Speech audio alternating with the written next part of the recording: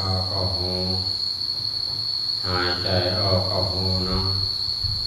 เหมือนพระเจ้าว่า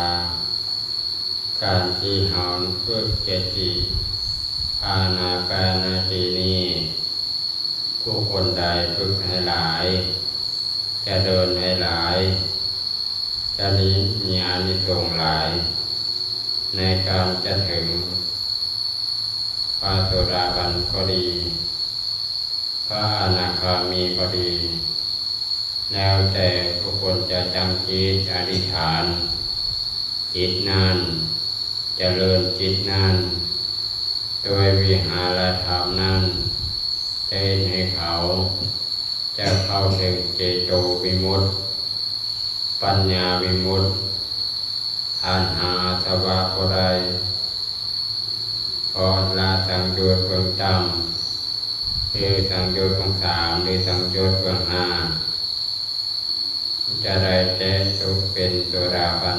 โสดาปัตติมาพอดีพอจากจิตอธิษฐานนะเอาสิ่งที่เราจะฝึกให้ถึงขณะนี้เราพยายามทำภารกิจของเราอันนี้คือภารกิจของเราคือภารกิจของเราก็คือเข้าถึงโสดาปัตติมรรคพระอนาคามีพระอนาคามีพระอรหันต์พยายามฝึกขั้นเฮายังบ่สำเร็จภารกิจเรียกของเฮาตัวนี้เฮาก็นอนบ่หลับนอนก็บ่เป็นสุขนะคันเอาไว้ถึงสำเร็จแล้วเอาประมาณนั้นเวลาเฮาเดินทาง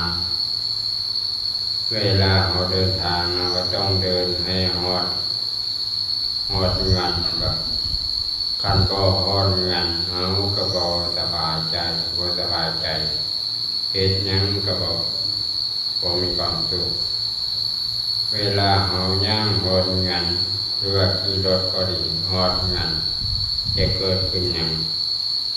อันนั้นฮอดงานแต่ว่าภารกิจของเฮาสำเร็จแล้วเนาะภารกิจของเฮาสำเร็จแล้วได้พักผ่อนได้นอนสบายใจนะได้กินข้าวได้กินปลาอาหารอันนี้แหละภารกิจของเฮาสำเร็จแต่ว่าเฮาก็จะย่างทำภารกิจคือว่าเข้าถึงธรรมะคำสอนพระเจ้าตลอดเวลาในการจะเดินลมหายใจเข้าออกต่อเนื่องหายใจออกต่อเนื่องในการทำบุญกุศลเป็นว่าเวลานั่งสมาธิบางครั้ง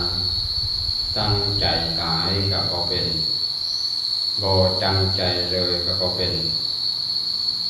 ให้อยู่ปานกลางนะให้อยู่กลางๆนั่งบ่เป็นว่าบ่ยิ่งขวาบ่ยิ่งไปซ้ายบ่ยิ่งไปขวา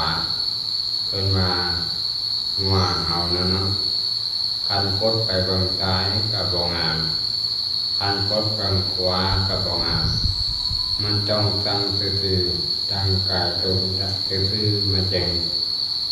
เอาสร้างแบบพระพุทธรูปนั่นแหละเนาะนั่งแบบคือพุทธรูปตั้งกายตรงทำดวงจิต